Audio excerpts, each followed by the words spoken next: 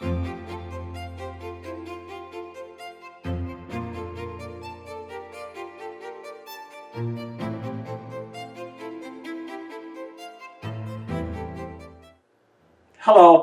my name is Mohammed Haddad. Welcome and thank you very much for visiting with me. In this video, I will be describing how to hold words of enrichment sessions.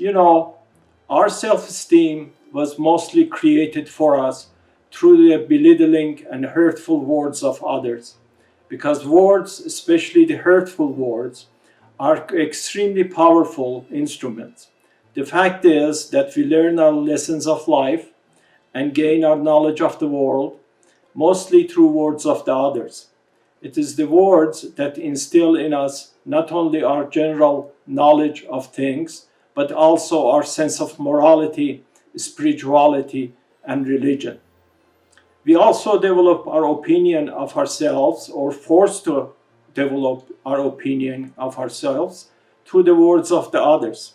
Unfortunately, others can use hurtful words on us to keep us in our place and convey their perceived superiority over us, because they believe by doing so we will not be able to impose a challenge or a threat to them. Of course, most often they use those words in an attempt to cover up their own insecurities. Unfortunately, for a good number of us, those words become the defining description of ourselves. And in time, those words force us to accept them as the truth of ourselves. In fact, those words start creating a thick crust around and over us that make our true self no longer visible and, in fact, no longer important. The great news is that as destructive as words can be, they can equally be healing and enriching. So how do we go about reversing the injustice of all those hurtful words? I like to describe a technique that has done wonders for me, and I like for you to try it as well. I want you to get yourselves a pad of post-it notes and a permanent marker or a pen. Every time you do something right, something that pleases you and makes you to be proud of yourself, every time someone gives you a compliment, even if you doubt the sincerity of that compliment, and so on, I want you to write it on a separate page of that post-it note and attach it to the mirror in your bathroom, where you comb your hair or you put your makeup on. Place those notes in a way that creates an arrangement looking like a halo surrounding your reflection in the mirror. Every time you look in that mirror, I want you to choose one of those notes and read it out loud, very loud, several times. It's a fact that our brains cannot produce inputs because it's only a processing plant. If we want to change the direction and the output of our brains, we must supply our brains with new inputs or new directions through audio-visual means. Most often, our brain looks like a room full of smoke. In trying to remove that smoke through thinking about it, we only push the smoke from one side of the room to the other side, but the room continues to remain full of smoke. The way to clear the smoke is to open a door or window to let the fresh air in and push the smoke out. By providing positive inputs to our brains, meaning by seeing and hearing words of praise, we can start opening the door for the fresh air to come in and clear that suffocating smoke out and chip away on that thick layer of self-doubt and self-dislike that has been building over us for so many years, creating that crust of hurt and anger around us. Once that crust is loosened and removed, you will start seeing all the divine qualities living inside you, and you will experience the beauty of all things and all beings around you that indeed are beautiful in a heavenly way. But most importantly, you will start seeing the beauty that you are and the beauty that exudes from you. I know you may feel silly screaming complimentary words about yourself every time you go to bathroom, but please do it. It will work wonders for you. That ring on the mirror is like a heavenly halo of praise and approval. So collect every piece of good words about you, every scrap of compliments coming towards you, every act of kindness rendered upon you, and every small accomplishment made by you, and put them all on your mirror of excellence.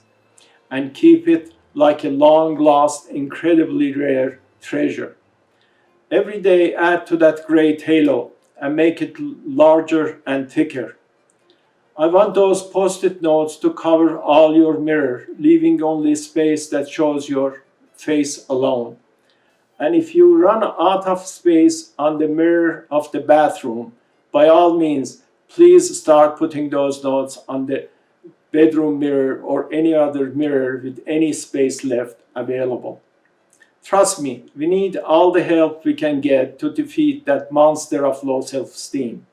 Because it took years and years of put-downs and discounts and millions of obnoxious and belittling words for us to develop that low self-esteem. So we are going to need all the forces we can muster to neutralize and replace those nasty words with uplifting and enriching ones. Some time ago, I had a friend that was a sculptor. From time to time, I would stop by his studio to visit with him. He would get this large slab of marble and start chipping on it. In time, a beautiful work of art would emerge. Of course, that beautiful form was always there, but it took some chipping and scraping to remove that unwanted material so that beautiful piece of art can be revealed. Likewise, that great work of heavenly art that is called you is hidden deep inside your mind. By using words of approval, respect, love, and praise towards yourself, you will chip away all the self-doubt and self-dislike, and you will start revealing that wonderful being that's called you. But for it to work, you must see and utter those words repeatedly. Just thinking about those words will not do you any good. Your mind is always seeing and listening, and it is the words that it sees and hears that will prompt it to guide you and lead you to little or big places, to happy or sad places, to success or failure places, no matter how many different ways you may want to define those outcomes. But you must constantly and repeatedly observe and utter those healing and enriching words. The beautiful form inside that slab of marble that my friend helped reveal did not jump out by only a few strokes. It took days and days of chipping for that wonderful, desirable form to come out. If you feel low self-esteem and not great self-esteem, it is because your mind is polluted with belittling words that make it look like a room full of smoke. Over time, others set fire to it and left, leaving your mind to live and function in the midst of choking smoke. Uttering kind and complimentary words toward yourself will act like an opening of a door or a window to let the fresh air in and to push the smoke out. In the words of a poem by Spanish poet Federico Garcia Lorca, in a drop of water, the little boy was looking for his voice. If you continue practicing this technique I told you about, soon that little boy or that little girl in you will find his or her voice. As for the future, please always be incredibly careful choosing the words that describe you. Catch yourself when you utter belittling words toward yourself and promptly change those words. Avoid words such as, oh, stupid me, or crazy me, or my luck as usual, or the loser I am, and other words like that.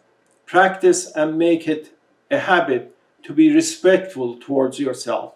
Use kind, reassuring, and respectful words in describing yourself. In time, that wonderful you that was hidden for so long will come into light, and you will no longer feel in any way low or bad about yourself. There's an ancient Persian prophet named Zoroaster. The focus of his teachings was based on three principles: good words, good thoughts, and good deeds. If you use good words about yourself, you will have good thoughts about yourself. And if you have good thoughts about yourself, you will do good deeds, not only for yourself, but also for others as well. My name is Mohammed Haddad, and I honestly believe that you are a complete being, and you should believe that too. Thank you very much for watching this video. I look forward seeing you in video number 3, where I will be talking about building your heavenly healing zone. Once again, many thanks and goodbye for now.